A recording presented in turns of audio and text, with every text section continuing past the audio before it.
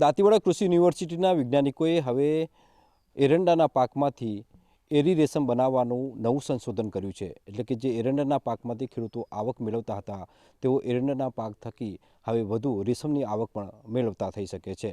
એટલે કે એક વીઘામાં 25,000ની વધુ આવક ખેડૂતોને મળી શકે તેવું સંશોધન હાલ ખેડૂતોએ કર્યું છે. જોકે હવે ખેડૂતો આમાં વધુમાં વધુ જોડાય તેવી અપીલ પણ કૃષિ વૈજ્ઞાનિકો કરી રહ્યા છે. અયુબ પરમાર, ETV ભારત, બનાસકાંઠા. ખાસ તો આપણે એક ખેડૂત મિત્રોને ખાસ એ વસ્તુ જણાવવાની કે એરંડા આપણો મુખ્ય પાક છે અને મુખ્ય પાક અને રોકડીઓ પાક છે. અને ગુજરાત છે ને એ આપણું મોખરેનું રાજ્ય છે કે જે વિશ્વની અંદર વધુમાં વધુ એરંડાનું ઉત્પાદન આપણે ગુજરાત દ્વારા કરવામાં આવે છે. ખાસ તો ઉત્તર ગુજરાતની અંદર એરંડા વધુમાં વધુ વવાય છે અને લગભગ ગુજરાતના 90% એરંડા આપણા ઉત્તર ગુજરાતમાં વવાય છે. છેલ્લા મીન્સ કે આપણા જે 4-5 જિલ્લા છે, 5-1 જિલ્લાની અંદર એરંડા વવાય છે. અને આપણે 7,000 કરોડ રૂપિયાનું એક્સપોર્ટ ઇન્ડિયામાં પણ ગુજરાત એરંડાની અંદરથી મેળવે છે, જે ખેડૂતોને આડકતરી રીતે મળતું હોય છે. હવે એરંડાની જે ખેતી છે એ ખેતીની અંદર વધારાની એક આવક થાય એ માટે અત્રેના કેન્દ્ર દ્વારા પ્રયત્નો ચાલુ છે અને એમાં એરંડાના પાનનો ઉપયોગ કરી અને રેશમનું ઉત્પાદન એ પ્રક્રિયા કરવા માટે કેન્દ્રીય જે રેશમ બોર્ડ ના સહયોગથી અને એમના માર્ગદર્શન હેઠળ અને આસામની ની અંદર કેન્દ્રીય રેશમ બોર્ડ છે એના સહયોગથી આપણે અહીંયા ચાલુ કર્યું છે.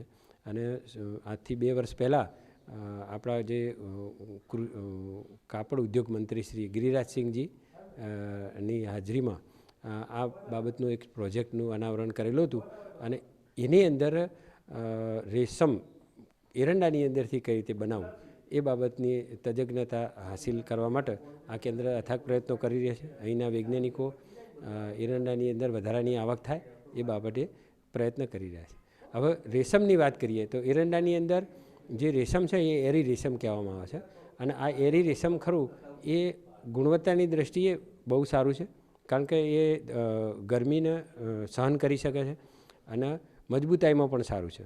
એટલે આ રીતે વિશ્વના માર્કેટની અંદર એરંડાના રેશમનું મોટી માગ છે અને એ બધું ધ્યાને લઈ અને વૈજ્ઞાનિકો દ્વારા જુદા જુદા પ્રયોગો કરવામાં આવે છે.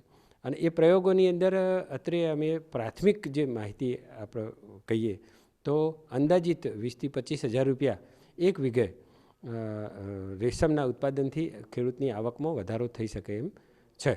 હવે આ જે રેશમ બનાવવામાં કઈ રીતે આવે છે તો રેશમના જે કીડા હોય છે, એરી કીડા, એ કીડાના ઈંડા એટલે કે પતંગિયું ઈંડા મૂકે તો એ ઈંડા કૂણા પાન ખવડાવી અને મોટા કરવામાં આવે છે.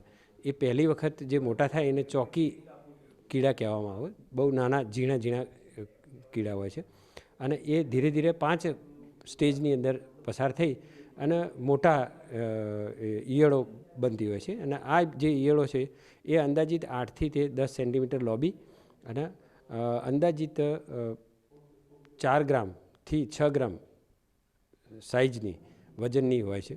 અને આ જે ઈયળો છે એ ઈયળો જ્યારે પરિપક્વ થાય ત્યારે એ પોતાના શરીર ઉપર રેશમ મોઢામાંથી લાળ કાઢી અને રેશમ લપેટતી હોય છે. અને જે રેશમ લપેટે ને એને આપણે કકુન કહીએ છીએ અને આપણી દેશી ભાષામાં એને કોચલું કહીએ.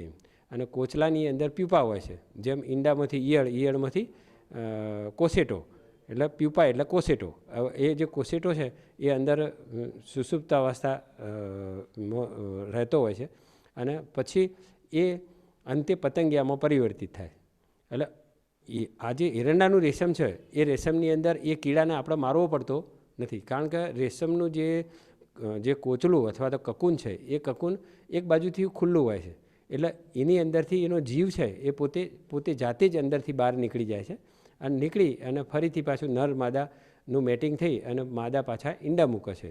અને નર માદાનું જીવનકાળ 8 થી 10 દિવસનો હોય છે. એટલે 8 થી 10 દિવસમાં એમનું કુદરતી મૃત્યુ થાય છે અને ફરીથી પાછા ઈંડામાંથી ઈયળમાંથી કોસેટામાંથી પતંગિયું, આ રીતે ચાલતું હોય છે. હવે અમે અહીંયા પ્રાથમિક જે અભ્યાસ કર્યો એ અભ્યાસથી અમને એવું જાણવા મળ્યું કે 4 થી 6 ગ્રામ જેટલું એક કકુનનું ઉત્પાદન થાય છે. અને કેન્દ્રીય રેશમ બોર્ડ છે એ ખેડૂતોના સપોર્ટ માટે ₹300 કિલો કકૂનના ભાવે ખરીદે પણ છે. અને ઉત્તર ગુજરાતની અંદર હાલ પૂરતા અંદાજિત 90થી 100 ખેડૂતોને આપણે ડેમોન્સ્ટ્રેશન એક એકરના આપ્યા છે.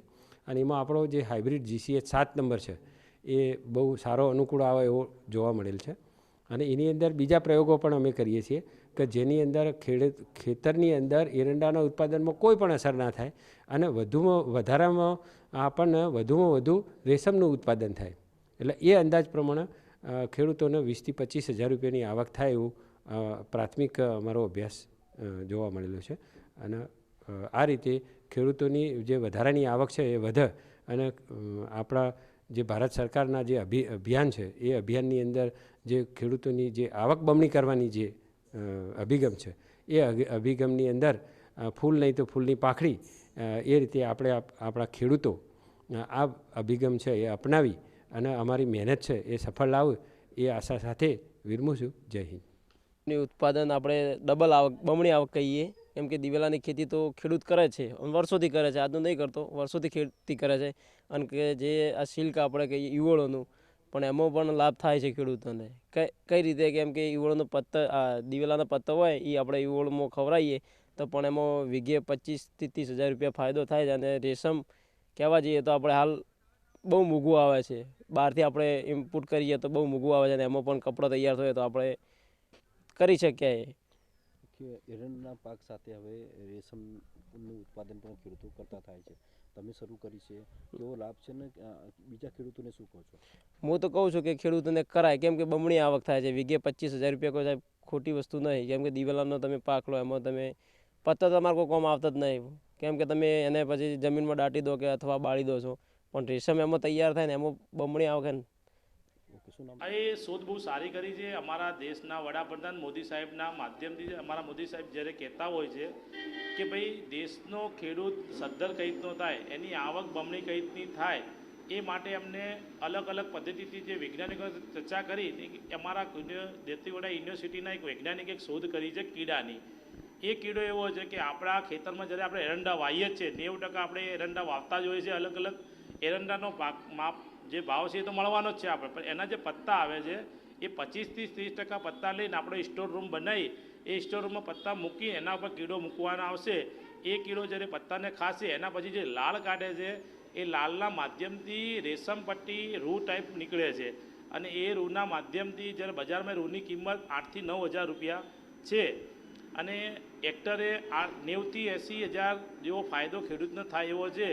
એટલે એ પદ્ધતિથી અમે વાવવા માટે પ્રયત્ન કરશું અને અમે સક્સેસફુલ અમારા મોદી સાહેબને વિઝનને પાર પાડશું.